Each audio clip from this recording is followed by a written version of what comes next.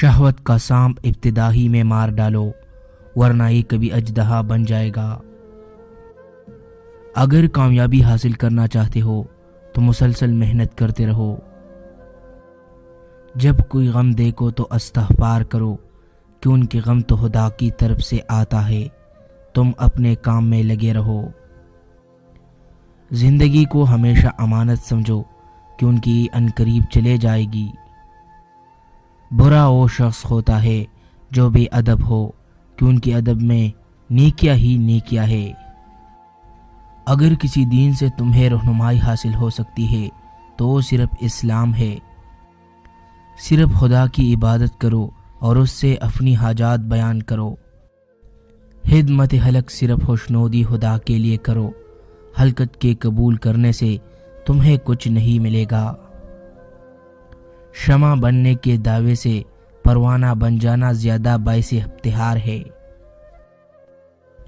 ایک بزرگ نے اپنے بیٹے کو نصیحتیں کی کہ بیٹا 5 قسم کے لوگوں سے دوستی نہ کرنا، بلکہ وہ اتنے خطرناک ہوتے ہیں کہ اگر کہیں رستے میں چل رہے ہو تو ان کے ساتھ مل کر بھی نہیں چلنا۔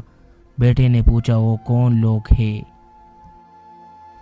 فرمانے لگے جھوٹے سے دوستی نہ کرنا کیونکہ وہ دور کو قریب دکھائے گا اور قریب کو دور دکھائے گا اور تمہیں دھوکے میں رکھے گا۔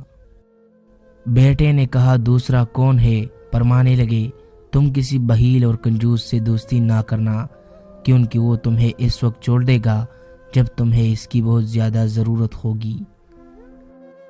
بیٹے نے کہا تیسرا کون ہے؟ فرمانے لگے فاسق سے، یعنی جو اللہ کے حکموں کو توڑنے والا ہو، اس سے بھی دوستی نہ کرنا کیونکہ وہ تمہیں ایک روٹی کے بدلے میں بیچ ڈالے گا، بلکہ ایک روٹی سے بھی کم رقم میں بیچ دے گا۔ بیٹے نے پوچھا بابا ایک روٹی سے کم رقم میں کیسے بیچے گا؟ فرمایا بیٹے روٹی کی امید میں تمہارا سودا کر دے گا اور تمہیں پتہ بھی نہیں چلنے دے گا۔ بیٹے نے کہا چوتھا کون ہے؟ فرمایا بیٹے بے وقوف سے دوستی نہ کرنا، اس لیے کہ وہ تمہیں نفع پہنچانا چاہے گا لیکن نقصان پہنچا دے گا۔ اور آخر میں فرمایا بیٹے قطعاً رحمی کرنے والا، رشتے ناطے توڑنے والا اور بے وفا انسان کے ساتھ دوستی نہ کرنا۔